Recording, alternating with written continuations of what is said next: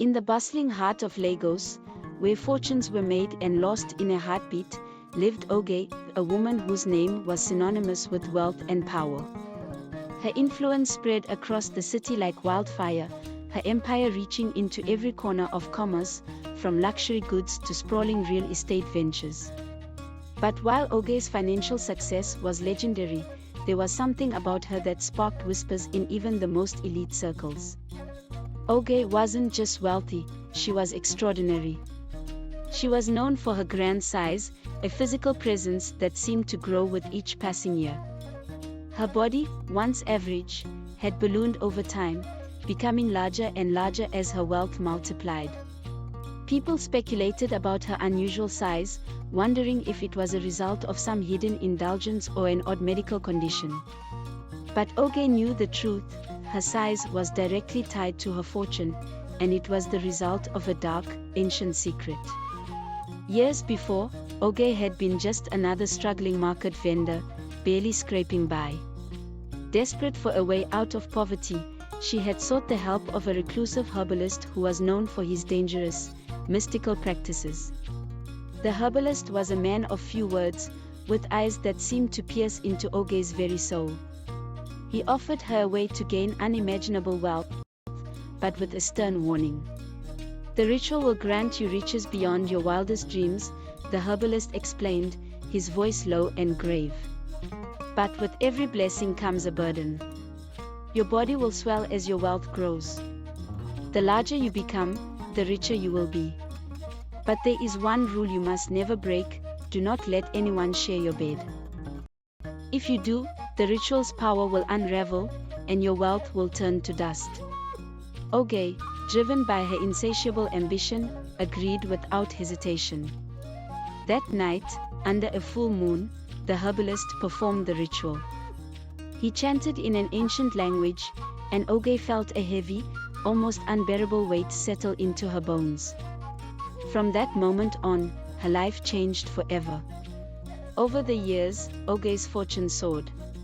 She became the owner of countless businesses, her bank accounts swelled, and her properties multiplied. But with every new success, her body grew larger. At first, she was alarmed by her rapid weight gain, but she soon came to embrace it. After all, her size was a small price to pay for the life she had always wanted. Despite her immense wealth, Oge often felt isolated in her grand mansion. One evening, while attending a high society event, she met a charming man named Kelechi. Unlike others, Kelechi seemed genuinely interested in her, not just her wealth. He listened intently to her stories, made her laugh, and treated her like a queen, filling the void of loneliness that had been growing within her. Over the weeks, their bond deepened, and Oge found herself drawn to him in ways she hadn't felt in years. Eventually, she invited Kelechi to her mansion, her heart beating with a mix of excitement and apprehension. Kelechi's presence brought a warmth to Oge's mansion that she hadn't felt in years. That night, after a delightful dinner, Oge led him to her lavish bedroom, a place that had seen so much wealth but so little love. As Kelechi climbed into the bed, Oge suddenly felt a strange, unsettling sensation in the pit of her stomach, a cold, twisting feeling that she couldn't quite place. She paused for a moment, her heart racing, as memories of the herbalist's warning flickered in her mind. But she quickly brushed it off, convincing herself it was just nerves. She lay down beside him, trying to ignore the growing unease that gnawed at her. The next morning, Oge awoke to a horrifying sight. Her body, once large and powerful, was deflating like a punctured balloon. Her skin, once full and firm, was now sagging and wrinkled. Water seeped from her pores, soaking the bed and forming puddles on the floor. She tried to scream, but the words caught in her throat as she realized what was happening. She had disobeyed the herbalist's warning, and now she was paying the price. As her body continued to deflate, so too did her wealth. Her businesses, once thriving, began to crumble. Her bank accounts were drained, and her properties were seized. Everything she had worked for was vanishing before her eyes, just as her once massive body was wasting away. Desperate, Oge sought out the herbalist, hoping he could reverse the curse. But when she arrived at his remote hut in the forest, he was nowhere to be found.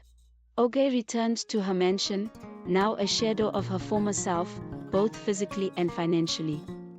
Her once grand home was in ruins, the luxurious furnishings reduced to tatters.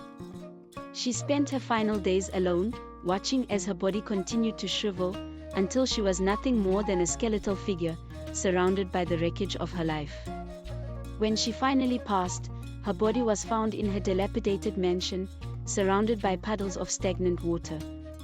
The media reported her death as a mystery, but those who knew the legend of the herbalist understood the truth.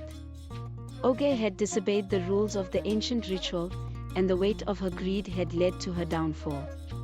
In Lagos, the tale of Oge became a warning, a story passed down through generations. It was a reminder that some desires come at too high a cost, and that breaking the rules of power can lead to a fate worse than poverty, a slow, agonizing unraveling of everything one holds dear.